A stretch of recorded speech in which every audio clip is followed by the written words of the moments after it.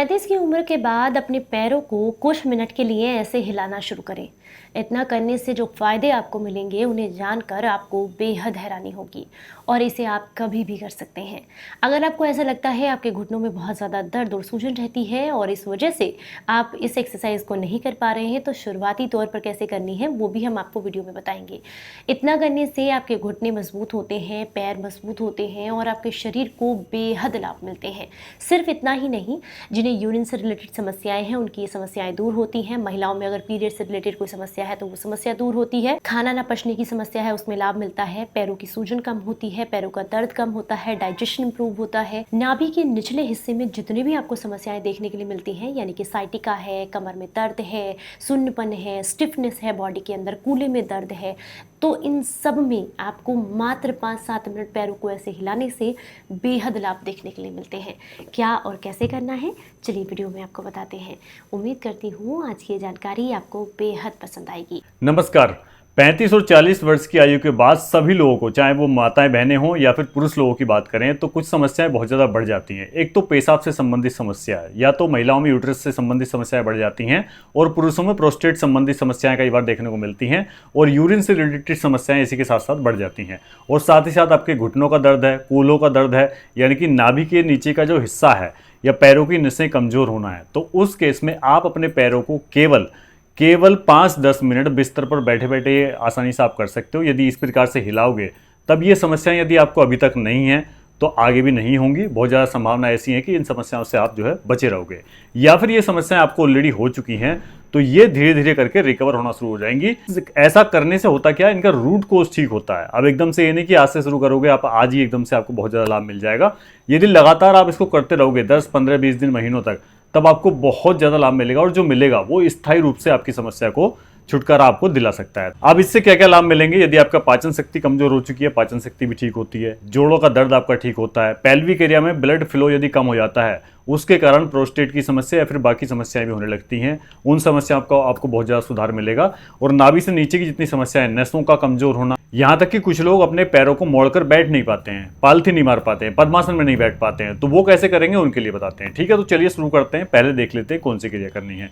यदि आप पैरों को मोड़कर या फिर जिस प्रकार से मैं बैठा हूं पालथी मारकर नहीं बैठ सकते हैं, तो क्या करना है आपको, पालथी मारने की क्रिया को आपको बिल्कुल छोड़ना नहीं है, लेकिन धीरे धीरे करके आप अपने पैरों को ऐसे उस फॉर्म में ला सकते हो जिससे कि आसानी से आपके पैर इतना मुड़ जाएंगे जिससे कि आप पालथी भी एक दिन लगा सकते हो। तो जितने पैर आपके मुड़ रहे हैं उतने मोड़िए। इस प्रकार से आपस में, मान लीजिए किसी के पैर केवल यहाँ तक आ रहे हैं, इतने ही आ रहे हैं, तो इस प्रकार से दोनों पैरों को मिलाएंगे, अपने हाथों घुटनों पर रखेंगे और जितना आसानी से आप कर सकते हैं इस प्रकार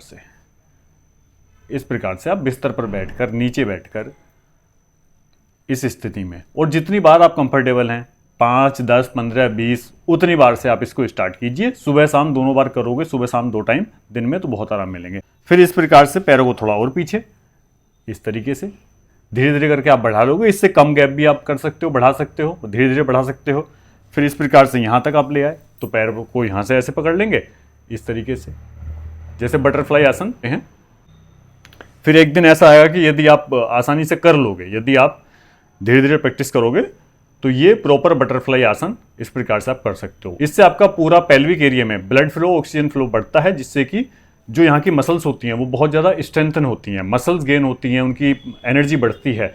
और वही कारण है एक प्रोस्टेट के बढ़ने का। जब प्रोस्टेट की मसल्स वीक हो जाती हैं और साथ ही साथ उसका साइज जो है ना एक्सपेंड हो जाता है, जिससे कि यूरेथ्रा कमजोर हो जाता है, मतलब नैरो हो जाता है, और आपका पेशाब रुक रुक कर या फिर बहुत कम धीमे धीमे बूंद बूंद करके आने लगता है। ठीक है, तो ये वाली पहली वाली एक्सरसाइज या क्रिया इस प्रकार से आपको करनी है। अब चलते हैं दूसरे तरीके पर। वो तो बहुत ही आसान है, उसमें आपको पालथी भी नहीं मारनी है।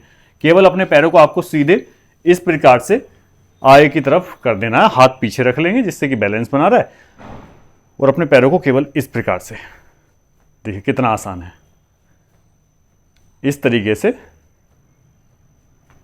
एक तो हो गया ये क्रिया जो ऊपर नीचे, फिर दूसरा इसी प्रकार से पैर रहेंगे, लेकिन थोड़ा सा पैर फैलाएंगे इस तरीके से,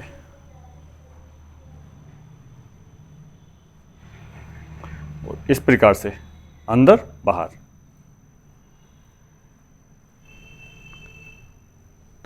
इन सारी क्रियाओं को कम से कम 5-10 मिनट लगाकर सुबह शाम, और यदि आप दोनों समय नहीं कर सकते हो तो कम से कम दिन में एक समय तो जरूर कीजिए। जिस भी समय आपको मिलता है, हो सकता है सुबह ना मिले दोपहर में कीजिए। ध्यान इतना रखना है कि कम से कम इसको करने से पहले 1 से 2 घंटे पहले खाना खाया हो, कम से कम 1-1.5 घंटे का गैप तो रखना है। और उसके बाद भी कम से कम 1 घंटे तक कुछ आपको नहीं खाना है। पानी वगैरह पी सकते हो, लिक्विड ले सकते हो, जूस ले सकते हो, सॉलिड फूड ना खाएं तो अच्छा रहेगा। एक और काम आपको करना है, एक पैर को इस प्रकार से आगे फैलाएंगे, सीधा करेंगे और दूसरे पैर को उसके घुटने पर या फिर जहां पर भी आप रख सकते हो मोड़कर वहां रखिए और इस वाले पैर के घुटने पर हाथ रखेंगे और धीरे धीरे इसको नीचे दबाएंगे।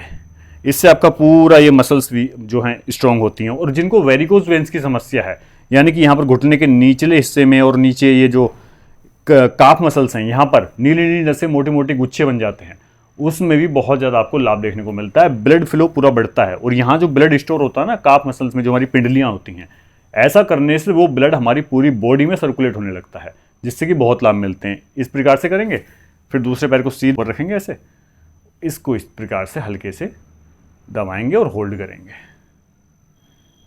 तो ये बहुत छोटी छोटी सी एक्सरसाइज या नियम आप कह सकते हो योगा के, जिनको करके आप भी खुद लाभान्वित हो सकते हो और बाकी लोगों तक इस जानकारी को शेयर करोगे तो वो भी आपको धन्यवाद बोलेंगे। Thank you so much. उम्मीद करती हूँ वीडियो में देख करके आप सारी चीज़ें अच्छे से समझ गए होंगे।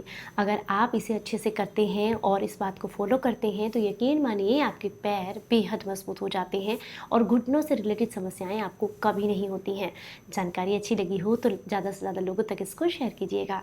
चलिए फिर मिलूंगी किसी नई जानकारी के साथ, तब तक अपना बेहद ख्याल रखें और हंसते मुस्कुराते रहें। Stay healthy, stay happy. Bye bye.